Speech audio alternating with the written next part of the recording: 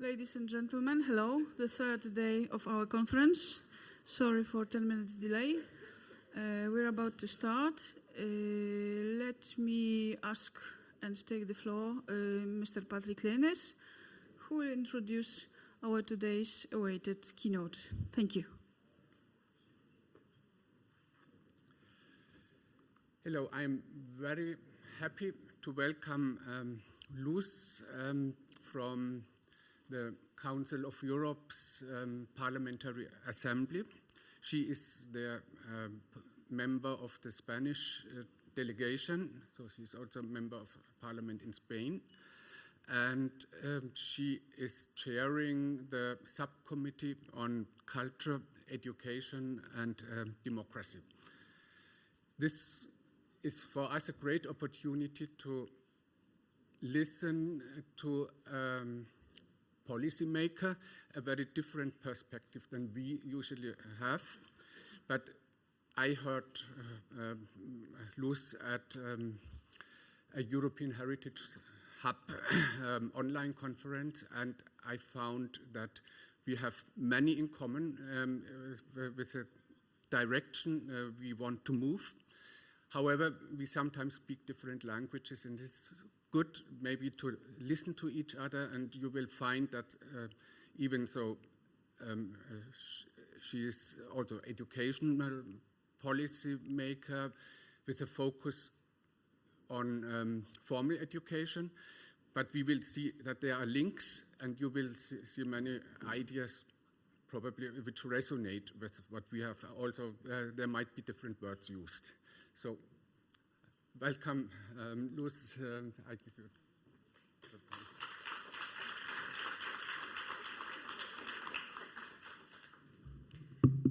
Hello, good morning. Hi, everybody.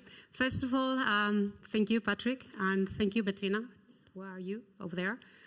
For your kind invitation so that I am here with you all. Well, you must be wondering, what is a politician doing here today with us? Well, I'm not a professional politician. In a way, I am now because I'm fully devoted to it.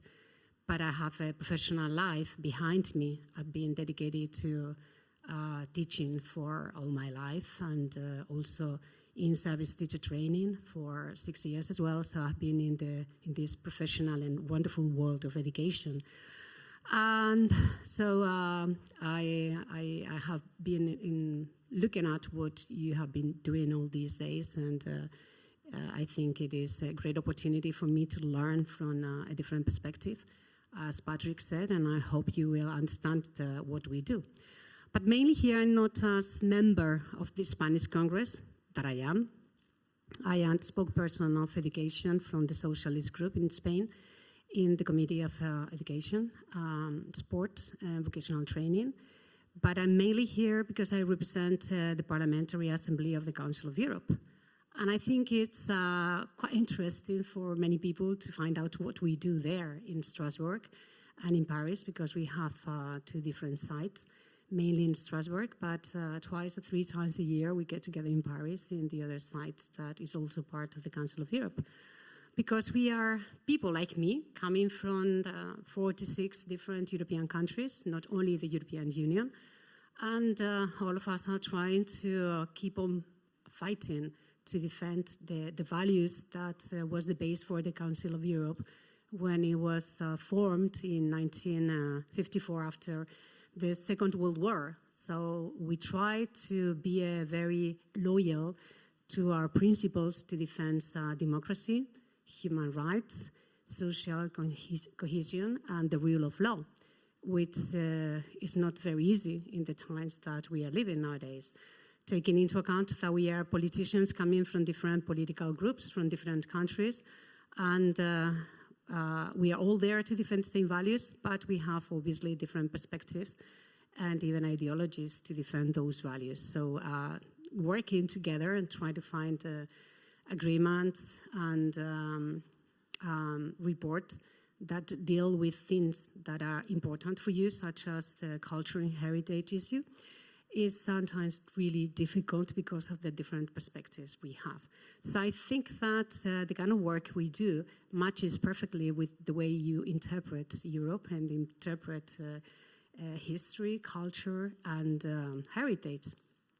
Well, so for you to have a basic idea of what we do, let me work with the slides. For you to have a general idea of what we do, as I said before, we defend different principles. The main one is democracy. And that's one of the reasons why lately we have lost some member states like Russia. When the invasion of Ukraine and the war, Russia was a full member, and it lost its membership because, in a way, members of the assembly voted to expel it from the council, from the parliamentary assembly. Because in those times we understood that they were not defending the rights, the principles that we all shared in the Council of Europe. It's been the same with Azerbaijan and Belarusia, and then we are having some trouble with Georgia at the moment. But apart from that, all the countries have to be committed with these values. And this is very important because one of the really essential values for us is the defense of culture and what culture represents in terms of cohesion for European citizens. And that applies also to respect and protection of heritage. And that's why one of the main conventions is the European Cultural Convention. That was one of the first one, dating from 1954, as you can see. And then another important convention, which is the Faro one. I suppose that you are really aware of the Faro Convention. We are really proud of the Faro Convention because it is a pillar to defend heritage and culture, and it has a different perspective. So, as I said before, one of the main roles is this protection of cultural heritage.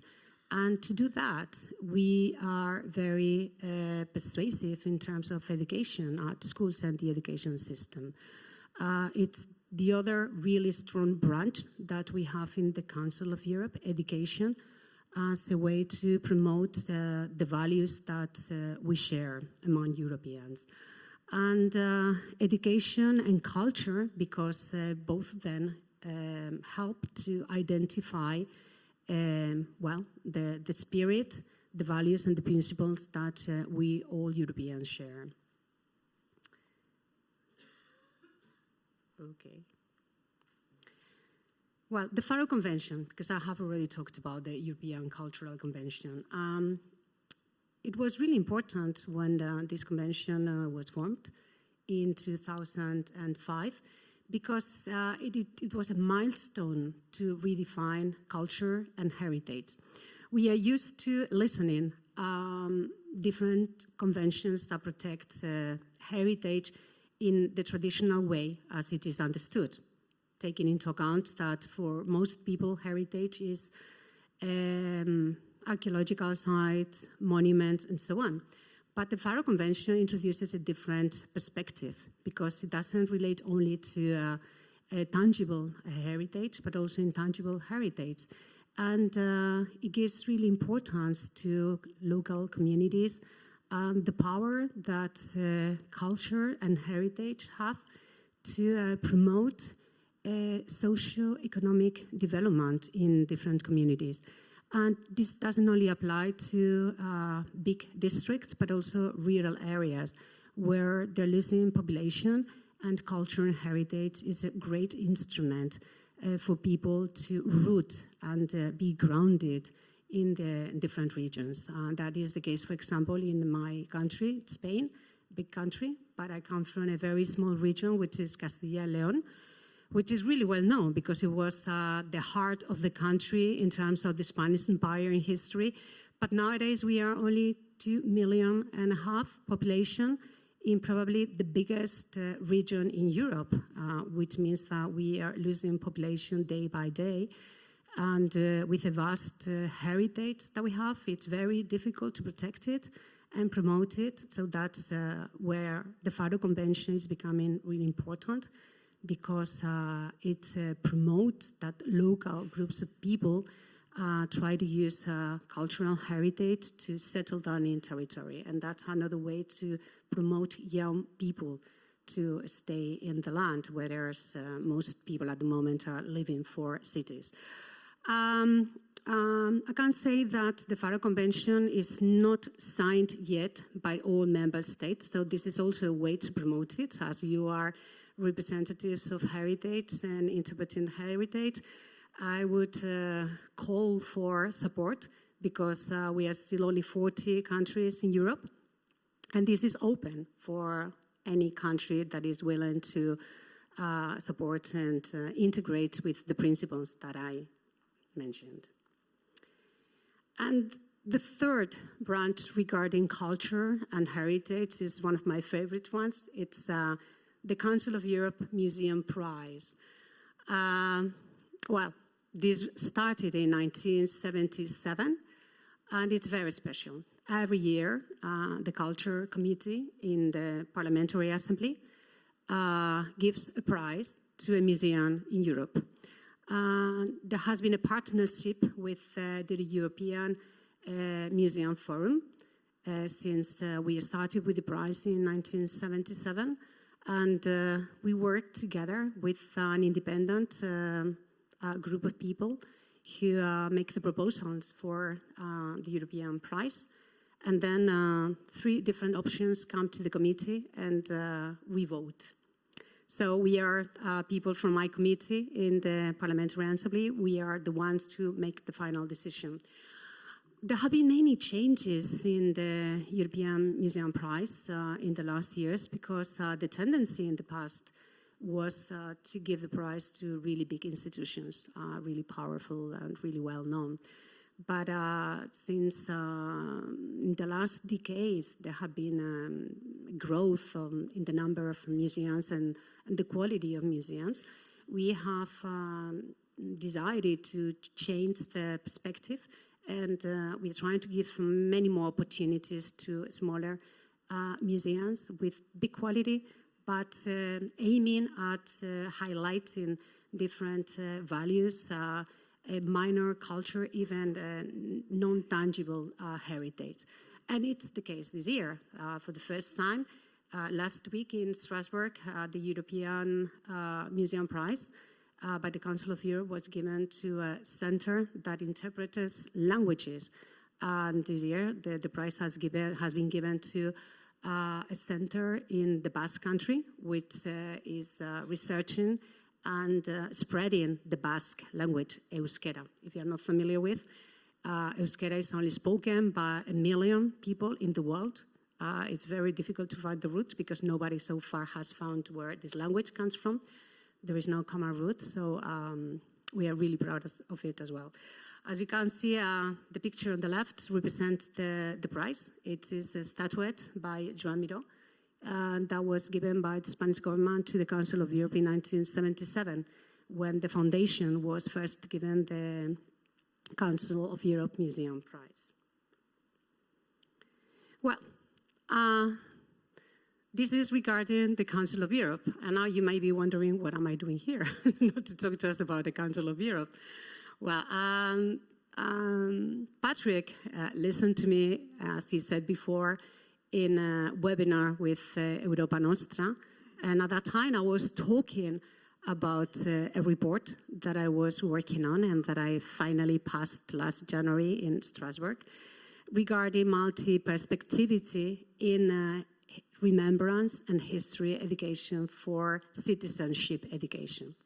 So it's a very long title, but it's very essential for the society we are in at the moment, and especially taking into account the education that our young people are getting at schools, where history has to be much more important than what it is, and where citizenship education is becoming essential for future generations.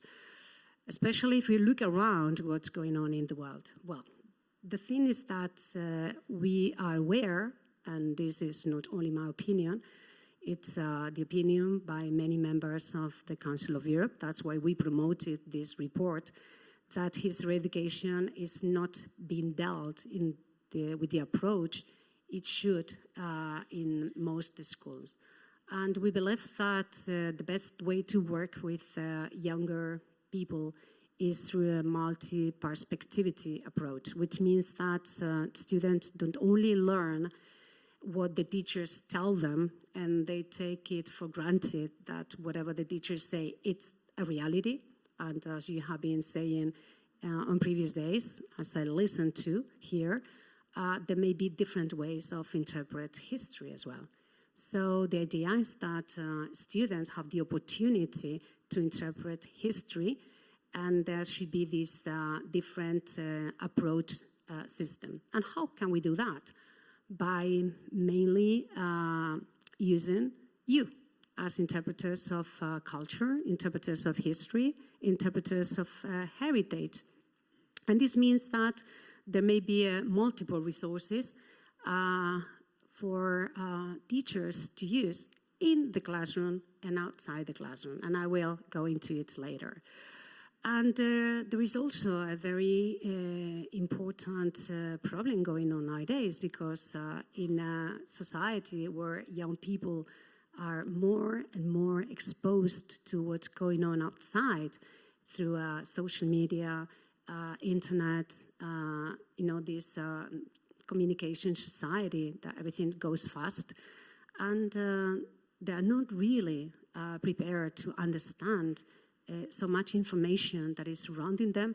It is very important that they combine citizenship education so that they may develop a critical thinking together with deep knowledge of history and interpreting history so that they can understand what's going on around the world and be able to develop their own understanding and judgment of history and society.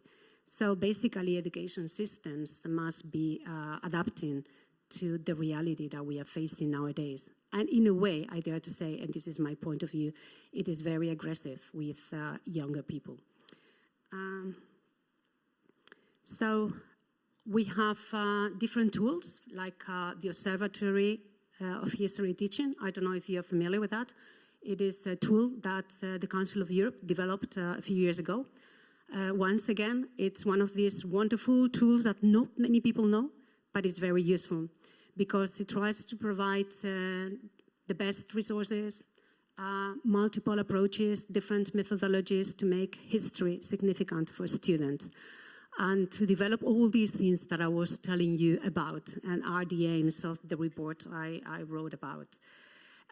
So basically, what we would like to do is that students don't interpret history with just one perspective, but they start working with history through dialogue, through reflection, through contrasting different point of view, and visiting different sites and spaces that make history more understandable for them. I said history, but also citizenship education is also a very essential tool for students' progress in the future.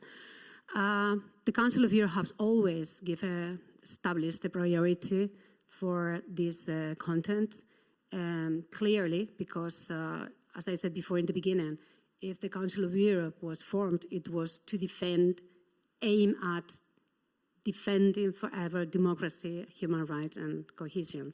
So obviously this is a constant struggle and constant fight. And as you can see in Europe, we have mobility in the different political systems. We have gone through different wars. Even nowadays, we are suffering a war in our continent, and there are tensions everywhere. So it's clear that there is a race in some countries that defend totalitarian regimes. And the polls, the statistics may say that there is a growing number of young people who believe that democracy is not the best system. in my country, in Spain, we had a recent statistic, data poll, which stated that 26% of young people don't believe in democracy anymore. And I think this is very worrying. And probably this is because the kind of citizenship education provided has not been good enough. Secondly, because families don't talk about that anymore, or they don't give it so much importance. And partly, and the third probably reason is that they get a lot of information through social media and internet with very aggressive messages that they don't have the option to construct and to contrast, and they believe whatever they hear. So that's why we decided that we had to reinforce this citizenship education, this digital competence for not only young people, but also for adult and grown-up people as well.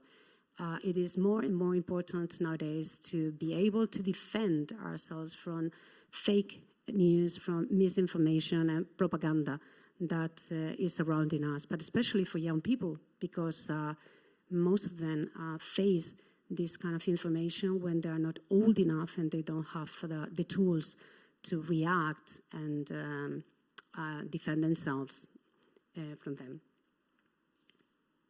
Sorry. So what happens with history teaching? What are the problems regarding history teaching, and why is it so difficult in education systems to be able to provide this multi-perspectivity approach that I'm highlighting today? Well, the thing is that, history is one of the most extended curricula that we may have in education system. And so it is overloaded on the one hand. On the second hand, many teachers just don't have the time to finish the curricula within the year. In most occasions, it is worked chronologically. So they start from ancient times to contemporary ages. So by the time they try to get to the 20th century, the school year is over, and they didn't get the time to finish with really important issues, like what happened in the 20th century when, for example, the Second World War had to be studied, or totalitarian regimes and the consequences for democracy, which is essential, as I've been saying before.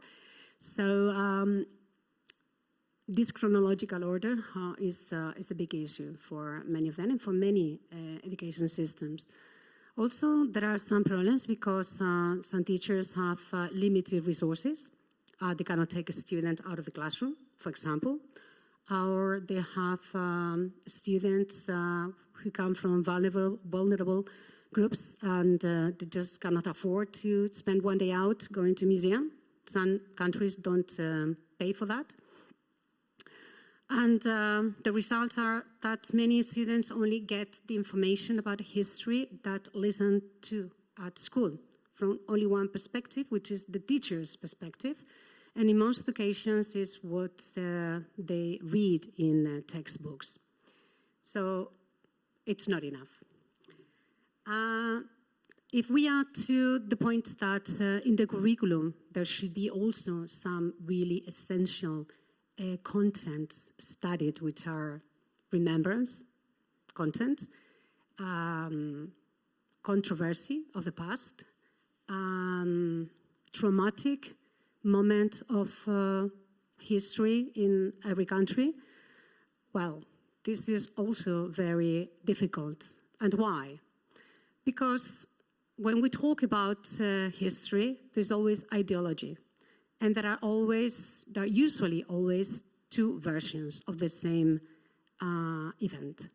I will give you the example of what happened in my country, which is a very good example of very traumatic history that we are still living today. But the thing is that whenever this multi-perspectivity approach is introduced at schools, there may be some people who reject this approach. They just don't want it because they don't want students to be able to contrast different historical events. And because it's related to ideology. Some people want to forget people want to neglect some historical content. And there are other movements, other people, and this is the case that we defend in the Council of Europe, that history cannot be denied. It has to be included in the curriculum, and it has to be interpreted. And that's why this multi-perspectivity approach is so important. So there is not only one single point of view.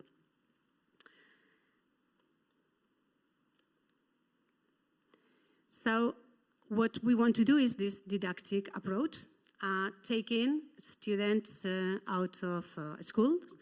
But when history is taught, it should be done in a different way, with participation of a student, with dialogue, interaction, interpreting, analyzing, and then they may produce their own content.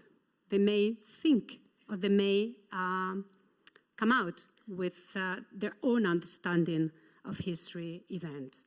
So in other words, what we would like students to be able to do is to use the input they have from many different resources to interpret the content in history and be able to contrast with other students and with other point of views, which is also very essential to relate it and to link it with this citizenship education, which is aimed at participating, respecting, tolerance, and obviously defending democracy. So that's why history and this multi-perspectivity is essential for democratic education at schools and for students. Well, in the report that I passed in January, we included different tools and some aids for teachers to work with this approach. Well, this is the map of mass graves in Spain.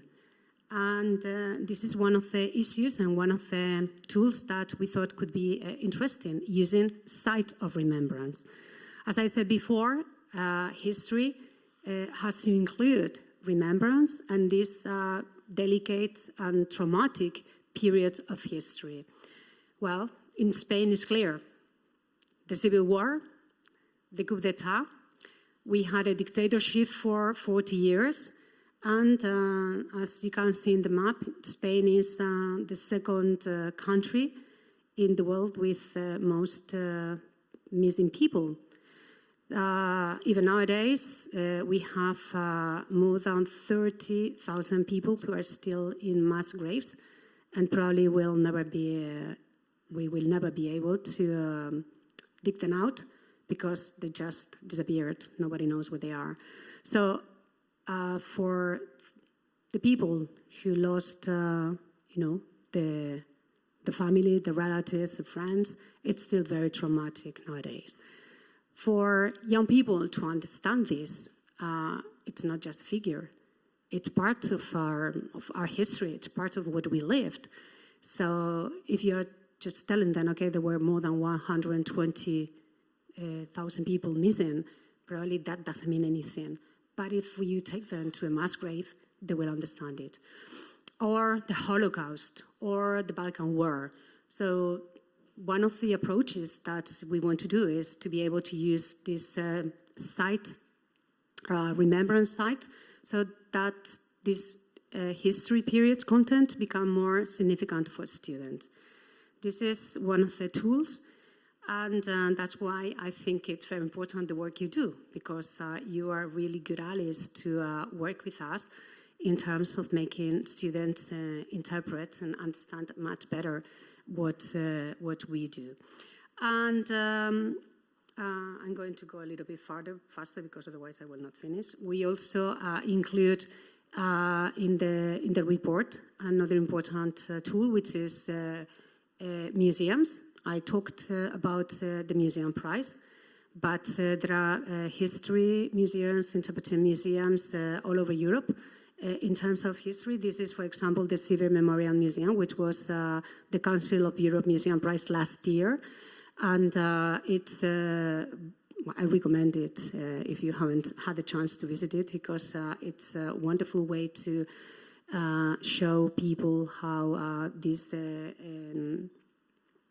Soviet Union oppression was in Poland for many years, and deportations to Siberia. So it's a very delicate and a very sensible way to express the history of Poland. And the third important way that we want to promote this multi-perspectivity approach is with cultural roots, which is also another program that we run in the Council of Europe. We have 48 cultural routes going on at the moment, and it is an ongoing program, so there may be more and more cultural routes joining. But in terms of remembrance and delicate history education, I would highlight the Liberation Route in Europe or the European Jewish Heritage Route as well. The cultural route, if you are interested in that, we can talk about it later. But I think it's a very interesting program that not many people know, but it's a way to integrate culture in the perspective that we defend in the Council of Europe, which is for social cohesion, but introducing and integrating the different perspectives from different countries. Because that's it. There is not a single European identity. The European identity is formed with different local identities from different countries and from the different values that we all defend. And these cultural roots make sense because by linking what each country can provide, we make a cultural route that makes sense altogether. And this is another way of working with history at school. So going back to what happened in my country, I chose Spain, obviously, because I was the rapporteur of this report, and Spain is my country, and because we have had really important reforms regarding history and remembrance in Spain. Well, I had to say, the first thing, that we are not a common case, because when we had freedom in 1975, when the dictator Franco died, passed away, it was a very delicate moment that we called the transition. And at that time, democracy was still very weak. So it was decided, or it was agreed silently, not to give dignity to the victims for some time. So we didn't really regulate remembrance, memory for many years. As a result, there was an amnesty law for the perpetrators, the ones who were in the regime, in Franco's regime, who put people in prison, who killed thousands of people, and they were liberated. They were free, okay? Just like that, simply. But people were scared to go back to the regime again and to lose the scarce liberties and freedoms that they had achieved after the dictator's death. As you can see, this map represents how the civil war was.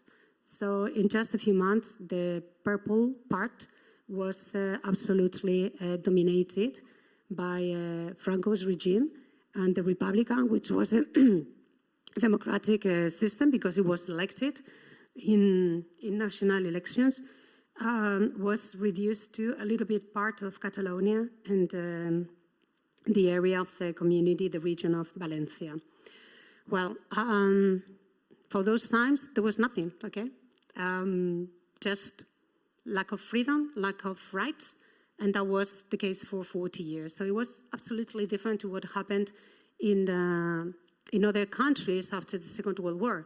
We had the same. We suffered a dictatorship, but it lasted for a very long time. What we did, it was just in 2020 when we decided to pass a law, memory law, that is aimed at giving back dignity to the victims of the Civil War. We also passed an education law that introduces citizenship education as a compulsory subject in all different educational levels. And basically with these two tools, we are trying to recover that part of history that has been deleted for such a long time and try to get our students much more aware of the reality, and they understand that a dictatorship is a really bad thing and that they understand that they cannot defend nowadays a dictatorship as they are doing. And I'm telling you this because, surprisingly enough, Franco is becoming fashionable again due to social media, TikTok, because the far right is really active in social media, and he's becoming, 50 years after his death, a hero and a villain. And this is the way I'm trying to link it with the topic of your conference. For the supporters, he's a hero. And every year after his death, he's being commemorated in the Valley with a march every year, every 20th November. He's got all his supporters. You will see it in a minute. Here you can see. All his supporters go to the Valley of the Fallen, and as you can see, they keep on doing it. Obviously, for the losers, he's a villain because he murdered people, and still many people haven't been able to pray for the families who never appeared. So with this memory law, we are insisting on opening these massive graves, and it's becoming a place for, pray. It's a place for reconciliation, and this is being introduced also in different regions, as you can see in a second. Okay. I'm going really fast now. No, I lost that. Sorry. I missed an important slide that I want to show you this. The example of Navarra. This is a very good example of how to integrate remembrance at schools. It's an example of a region, very small, Navarra. You may be more familiar with Pamplona, where the Run of the Bulls is. Yeah, you know that. So in that really small region, the Franco regime was really aggressive. There were thousands of people killed, and they are buried in mass graves. So the government of Navarra has decided to give dignity to the victims and introduce a special program which is called Schools with Memory, and at the same time another program which is Memory Site. So all the schools that feel like taking part in this program have the support of the regional government, and they have different resources from theater performances through school trips to these memory sites, or they go to bunkers, or they go to these mass graves, and they organize also intergenerational meetings with people who are still alive and suffered the dictatorship. So it is a way for students to understand what happened in the past, and they understand also what people talk in the present about what happened in the past. So it's a very good model that's working well, and obviously it can be exported to other regions. Patrick is telling me that I had to be finishing. The conclusion about that report is we have different resolutions and recommendations, but what was approved, and this is the really important thing in terms of the future, is that we recommend strongly that education for democratic citizenship should be compulsory, as it is the example in my country, in Spain, across formal and non-formal education. And I think this is really important for the future. It is the first time in a recommendation of the Council of Europe that we compromise ourselves with the subject of citizenship education as a compulsory subject, not as a cross-curricular issue, compulsory subject in all education levels. So this is a recommendation. Hopefully other countries will take it seriously and follow the example we have. Secondly, the history education must be based on this multiperspectivity approach so that it can develop this critical thinking and democratic engagement. Third, that museums and remembrance sites, together with these cultural roots, should be integrated into education to reinforce this democratic culture and be part of the lessons of history teaching. by co-working with institutions, with interpreters of history and heritage. And obviously, that is a really powerful tool to make history much more significant for students. And finally, this is the way, that's the one that we have always defended from the Council of Europe, that democracy and human rights must be actively defended and taught. Well, I selected these slides from, I don't know if you have been to Tirana. I also recommend it in the Bunker 2, where I found this collection of really important sentences regarding remembrance, memory, and traumatic history. But basically, democracy cannot be taken for granted. It must be actively defended and reinforced. So it is up to all of us to keep on fighting for that.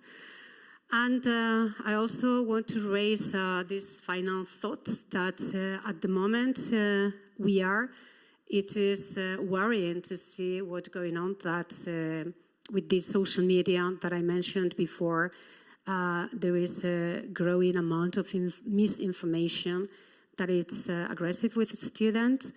And the problem is that the most vulnerable people are always the ones who fall under these messages and propaganda, and also young people. We need to think also that educating young people about history is not just about the past. We are living the present, and we are experiencing what's going on in the present. So if we don't take this seriously, the future for them is not very promising. So this is a way to claim for acting together to defend democracy, the state of law, and the human rights that should be shared, because that's the part of the European culture.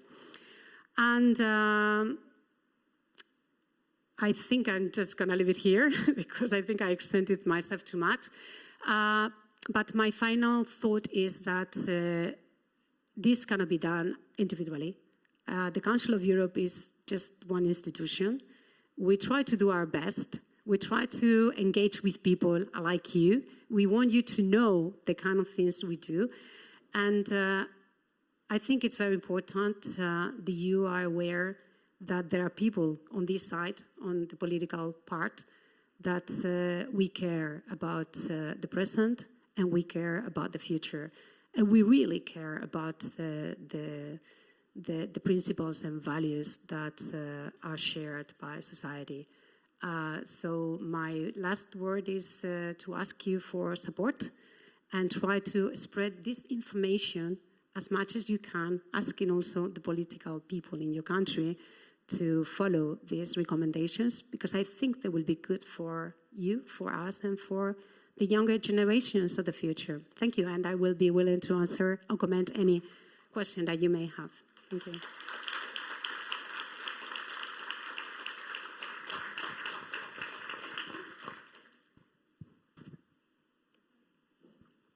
So, thank you very much. I found very many inspiring thoughts, ideas, many inspiring things in what you said. I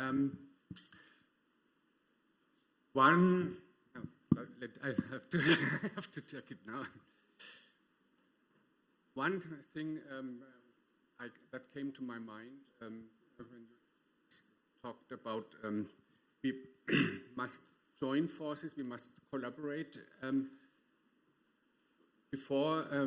we prepared this, you explained how important it is that these things are enshrined in law, like the new Spanish law about history education and education for democratic citizenship, because otherwise it can disappear quite quickly if it's not enshrined in law.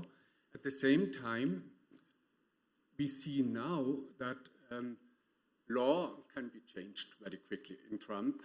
So it's also that we need to reach people's minds. those who will vote for this, who can dismantle laws again. So that's one aspect why it is so important to collaborate, all of us together, all us at the heritage sites, at the informal education, and those who work in lawmaking, and those who work in the formal educational sector at schools. I think there were many things where you might also want there might be many questions. One, for example, what you reminded me to is the Learning Landscapes initiative, which is going into a similar direction, but I just open for you. Maybe you want to respond something to that, and then to your questions. Well, yeah, laws are very important because obviously if you don't follow the pattern of regulating things, it would be open. So you cannot have a ruling system without laws and stating what has to be done, or tendencies, or well, the path that has to be followed in any field. Okay, in terms of history, in terms of remembrance, we had experience because we passed a law in 2006, education law, and that introduced citizenship education, compulsory, in primary and secondary education. Then the Conservative government came and deleted that subject. So it was out for 12 years. And I had to repeat again the figure of 26% of young people who don't believe in democracy, or they don't care about democracy anymore. I mean, they don't really give importance to a system or another, basically because they don't know what happened in the past. They just don't have any possibility to contrast. They take for granted some values that we have nowadays. So they hear about people who say, well, totalitarian regimes, Trump is fashionable, Putin is in a kind of way fashionable, and young people react because they see what they have in Europe, and it's like, okay, this is kind of boring, but these people are, you know, they're challenging, and they don't really know the kind of situations they are living there, the lack of rights, the lack of liberty. They don't have that information. They only have what some interested groups of people want to transmit. And that's really worrying. That's really, really risky and dangerous for younger generations. So it's nothing weird that this 26% of young people believe in a system that they don't even know what it is about. So, and what happened is, because they didn't have any other education related to that. It was deleted. Nobody talked to them about democracy, about human rights. It was part of it was out of the curriculum. So that's why it has to be recovered. And if you don't take it seriously, that may happen, as it happened in my country. And it's happening in other countries that they don't have citizenship education. They don't have it. I took part in this seminar in Berlin in October. I don't know if you had the time to read it in the slide, with this new European space of citizenship education, which is going on. It's also promoted by the Council of Europe. And there were representatives of all different countries in the Council of Europe fighting and working on this. And I was really puzzled to find out that most countries don't have a subject like this. They are kind of satisfied by including it only in history. And that's very limited. And yeah, any more? Yeah.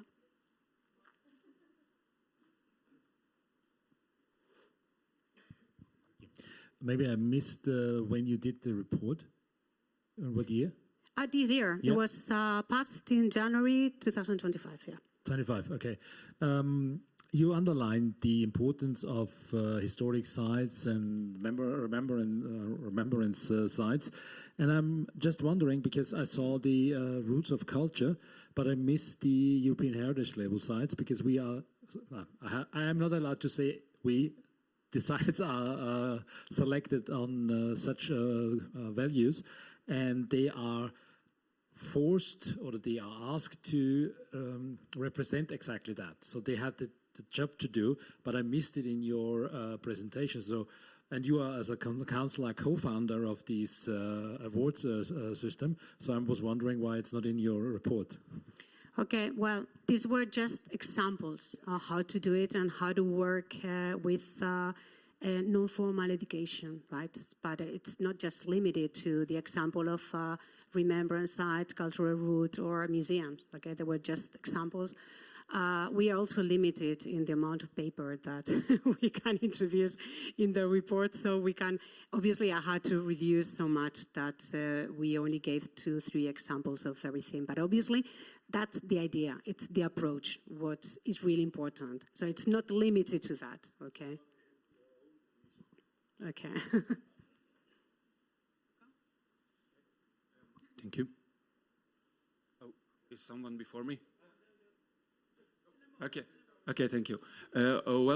I think in theory this multi-perspective approach is really valuable. I think we mustn't abandon it. But in practice, honestly, I think it's a bit fragile, insufficient, and maybe a bit naive.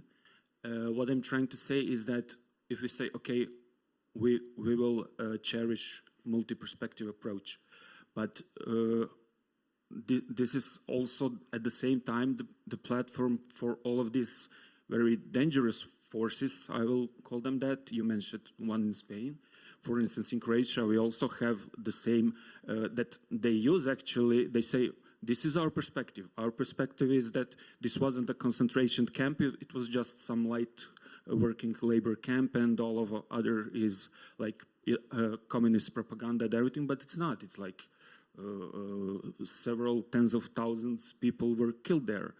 And to make a long story short, this multi-perspective revisionist narrative is in the end line connected to some very pragmatic economic interests. So not to go too far now and still the time, I think that, I mean, history per definition is a narrative that connects us, that we have, that connects us as a whole. And maybe you said European identity is made out of various local identities. Maybe that's, I think we are more alike than we maybe think, and in a way it's a bit an ethnocentric perspective. I think a single African or Asian nation is consisted of probably much various and different identities than I don't know, Europe. So I think that this component of yes, we cherish multi-perspective, but what we build, what is our, I think it, actually what I'm trying to say, I think it's not a time for this fragmented perspectives, but we actually need a grand narrative. That's how they call it in theory, and that grand narrative is Europe. So we are all Europeans, and I think younger generations, why they escape to this and why they are attracted to these far-right concepts is that because they give them a very clear narrative to follow. And I think Europe is a great alternative to that, but without all of this, you know. Yes. Well, I think the point is that we all defend a Europe ideal. But the thing is, what kind of Europe ideal? Because Europe is not abstract. The kind of Europe we defend, and I think there are two kinds of Europe. The one of the European Union, and I'm talking about the Council of Europe, which is much bigger. We have 46 countries, and not all of them share the same principles, okay, as the European Union, which is more consistent in a way. But obviously, if we defend this ideal or idealistic Europe, we need to have a common language.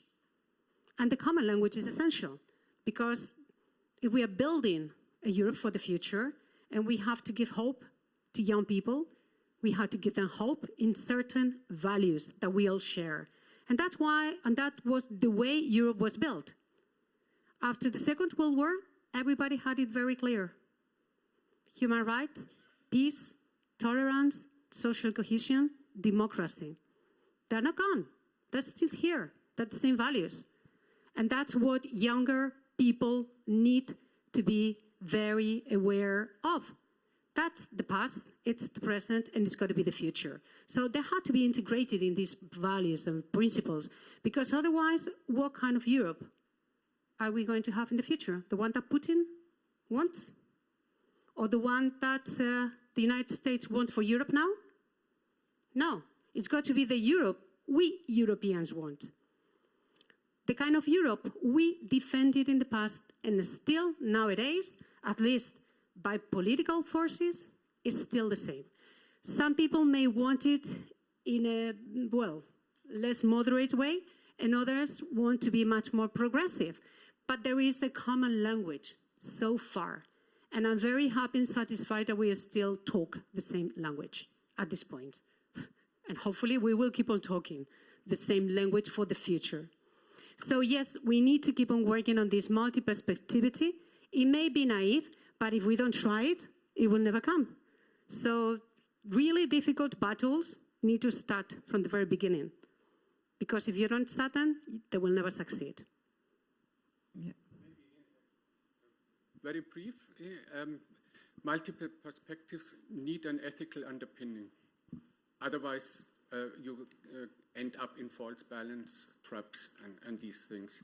So this goes together, and that's why what is interesting here in this presentation is that it combines both multiple perspective history teaching plus education in democratic citizenship, and that's value education also.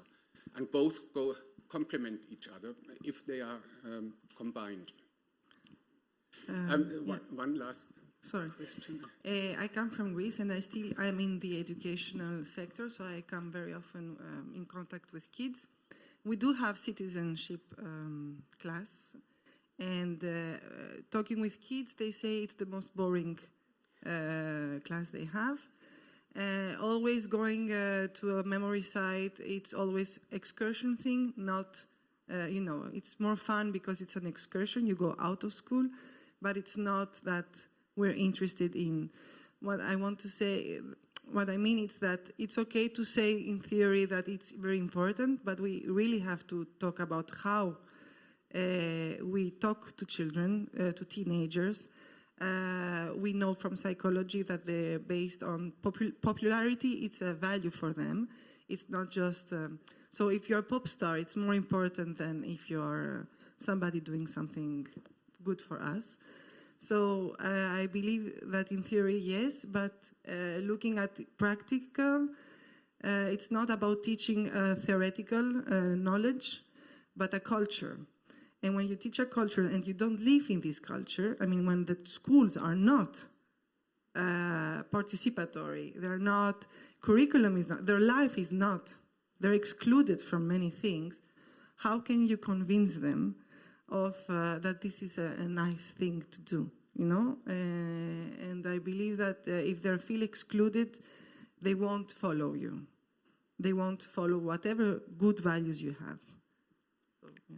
I think you answered yourself when you said if the school is not, if the school is excluded, if it's not a school that usually participates in different issues, if it doesn't have that participation and democratic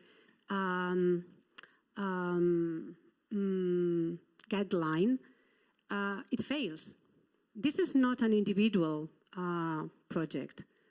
If you want something to work properly at school, and also, as I said before, from education, if you want something to succeed at school, it cannot be a teacher's project. It's got to be a school project. And that means that it has to be worked by the head teacher, or it has to be worked by the different department, and they all have to go on the same field, the same path, because otherwise it doesn't work. If you take students to a remembrance site and you don't prepare the activity before in class and you don't give them an assignment to do there and to have a feedback, if you don't work with interpreters there, probably it's useless. That means that it has to be worked, and it needs to have a sense for students, because otherwise they're not going to interpret, and then it's useless. This is what I mean, that it has to be taken seriously. And yes, obviously, as I said before, this is not an individual work. It is a collective work. We are talking about our society and the future of our society and the future of the values we have to keep on sharing, because others are willing to impose other values. And they are not the ones that most European society are willing to face. And if we really want it, it's okay, because it's freedom, it's liberty. The problem is that they're based on misinformation and fakes. And that's the problem. And they're affecting vulnerable people and young people who are not ready to face and to counteract this huge load of propaganda and misinformation that is affecting them every day. And that's the responsibility, the shared responsibility of organizations, of politicians, of the education system, of different institutions and organizations that believe in democracy and the rule of law. I'll be very brief, I promise. So the fact that anti-democratic movements gain momentum and we use this kind of speech and approach, I think we're part of the problem and we don't even realize it. Because by framing the discourse this way, we are antagonizing people instead of really being pluriperspective and invite them to open discussion about it. Just pointing to someone who thinks differently as being the problem doesn't solve the problem. It actually fuels, that kind of reaction. So I think when we say we are multi-perspective, we should allow multi-perspectivism to go out of the binaries of what we are used to, label the world as. So I think we should really include them into this whole conversation, and because the seed of all conflicts and wars are based in antagonizing people, dividing them in sides, and that's a big problem. Okay, well, I think that in classrooms, in different history lessons, they take part in discussions, depending on the level, okay? Because obviously students need to have kind of maturity to be able to discuss about that. But multi-perspectivity implies that. Listening to other people's perspectives as well. And you can interpret your own reality and make your own judgment. Okay, so that doesn't exclude that. I think that we are still living in a very free society. I can tell you for sure that when I work in the Congress in Spain, all different kind of speeches are heard. Sometimes even you don't want to. So there is freedom to talk about what you want and face different political ideas. The problem is in the media, in the social media. Unfortunately, there are some social media which are absolutely dominated by a certain propaganda. Clearly, there's no way to counteract anything. And I can tell you for sure, I'm a politician. I am harassed like that. And not because I am a woman, which as well, but because I defend different political ideas. I cannot even answer because I am attacked, insulted. And this is my daily work. It's my daily life.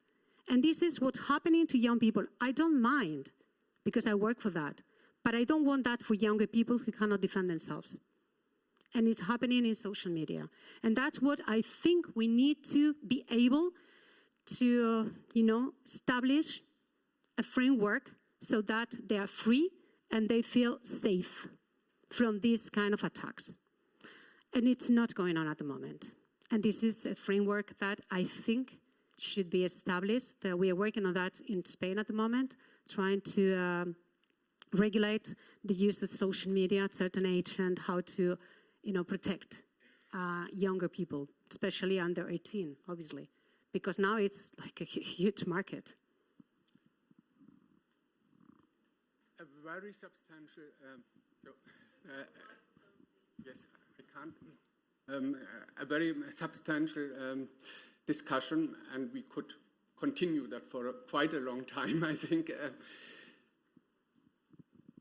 There's also this importance of a framework of reference, and I think it will need, we are working on a framework of reference for value-based and people-centered, so interpretation, and there we will also have to reconcile this, the nuances, the multiple perspectives in their valid points, but also where there is an ethical stance which you must take sometimes, where it's not just, where you just have to say that's not okay, because of very good ethical reasons. And that's something, the challenge for the next years, I think, for us, to find these things and to make this practical and operational, so that it's also something that can guide people on the ground, also teachers maybe, who have to do this work. So I want to give you this as our Interpret Europe present. You heard the story about the cake and the first day. There's one thing to add, that because you said heritage has also a lot to do with the present, because it is also the culture and heritage is also changing and shifting as it further develops. And this recipe also further developed when it came from Linz to Waldkirch, as we had said. So the alcohol, which was originally not there, it's Black Forest schnapps. so it's the old tradition, but a bit further developed. Thank you Thanks very a lot much. for Thank this. you very much, everybody. Yes, thank you.